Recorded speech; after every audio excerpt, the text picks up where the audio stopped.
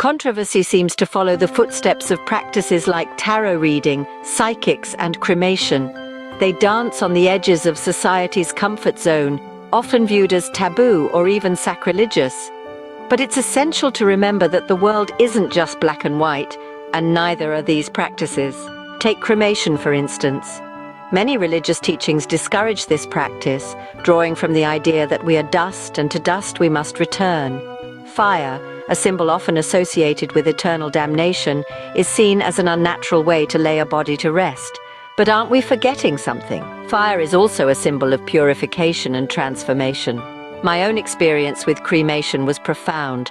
A loved one's ashes were released into the sea, fulfilling their last wish. It was a poignant moment, watching the ashes mingle with the waves, becoming part of something larger.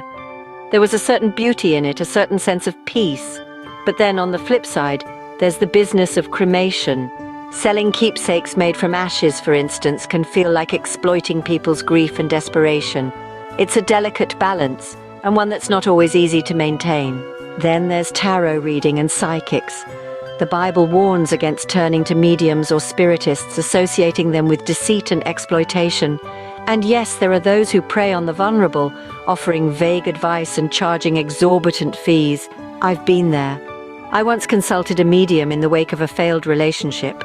She was compassionate and provided clarity. Her words stung, but they were the truth I needed to hear. It was a moment of growth, a moment of acceptance. But then I sought a second opinion. This medium was vague, urging me to chase after my ex, undermining my self-respect. And the third medium I consulted was cold and profit-driven, her interest solely in making money. So yes, there are those who exploit these practices, but it's not fair to condemn all mediums to eternal damnation as some religious texts suggest.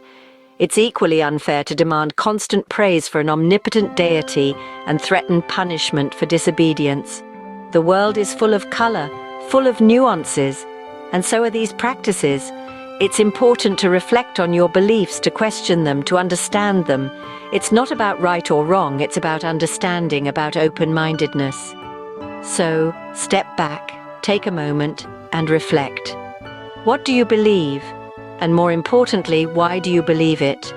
Because at the end of the day, understanding is the key to acceptance.